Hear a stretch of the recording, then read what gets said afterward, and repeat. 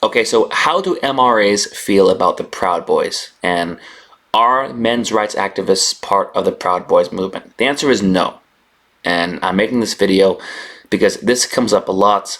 I saw this story about the ex-Proud Boy talking about the group, and I'm seeing a lot of things on social media about how the Proud Boys are part of the men's movement and the manosphere, and kind of like, connecting MRAs and MAGTOW and incels and the Proud Boys all as kind of one big group.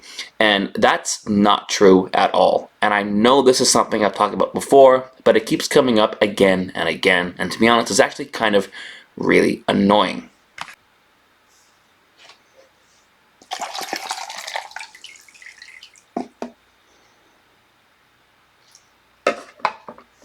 But it is actually annoying how the men's rights movement and MRAs, we keep getting lumped in to the alt-rights.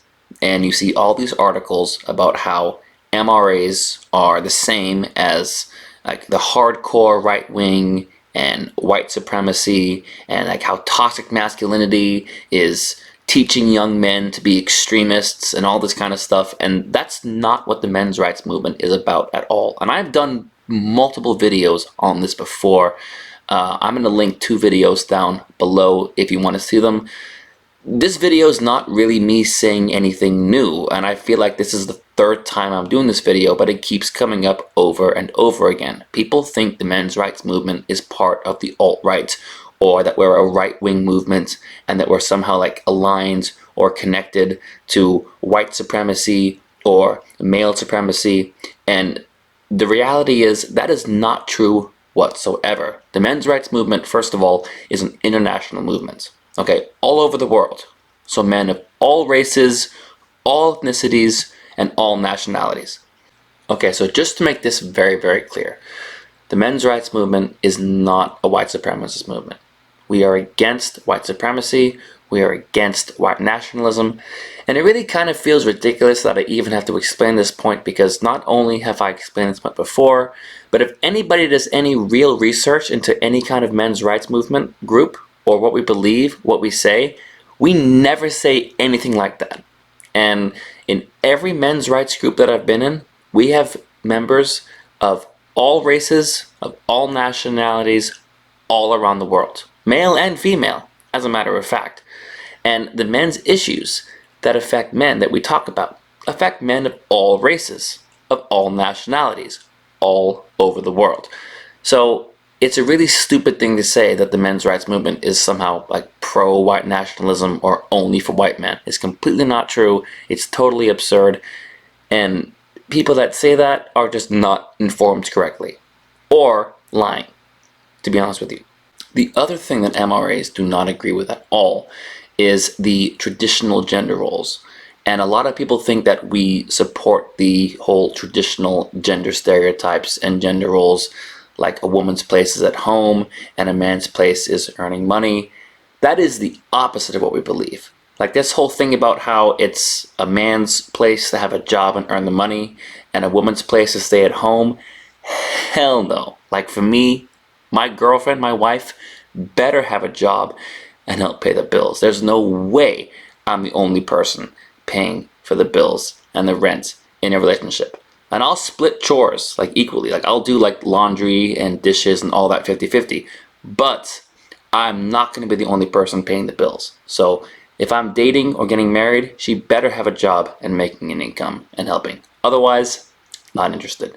So that's not true at all. Like the whole thing that MRAs believe in, like traditional gender roles and gender stereotypes, is pretty much the opposite of what we're about. We're actually against a lot of those things, like the same stereotypes that say, oh, men should work longer, which is why in some countries men have higher pension ages. We're against that. The idea that men get conscripted or drafted in the military, we're against that. The idea that male victims of domestic violence shouldn't be taken seriously, well, we're against that. I mean, we think that domestic violence against men is a very real thing, because even a woman, even a small woman, can use a knife and stab someone in the neck, or use a gun and shoot someone in the head. So that's completely not what we believe at all. So just again, the men's rights movement is not part of the alt-right. We're not part of the Proud Boys. We're not a right-wing movement, and we're not a left-wing movement either. And something that I really like about the men's rights movement is that it's not right, it's not left, it's not conservative, it's not liberal. There are people from all over the world with all different kinds of perspectives, but the one thing that unites us is that we agree there are certain issues that affect men and boys that we want to talk about and that we think we need to be addressed. And that's really kind of all we're about. So I know there's a lot of bad information about the men's rights movements, and there's a lot of negative articles about MRAs and what we believe, but I would say that if you really want to know what we're about, talk to us. Ask me. I have my email in my description. Ask me a question. I am actually a admin of a big MRA server on Discord. We have all different kinds of conversations about all different kinds of things. If you don't want to do that and you just want to ask me a question personally, that's fine. If you want to comment, that's fine. Or just ask guys that you know. I mean, ask your brothers, your cousins, your father, your friends, your boyfriends, whatever. Ask, what kind of issues do you notice? Like, as a guy, as a man, what kind of things affect you in your life? And I always say the best way to really learn about issues in society and politics is to ask the people around you. Ask people that you know.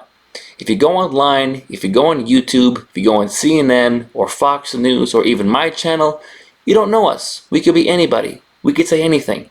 Talk to people you actually know in real life. What do you experience? What happens to you in your life? And that's a good way, I think, of beginning to understand issues that maybe are new to you.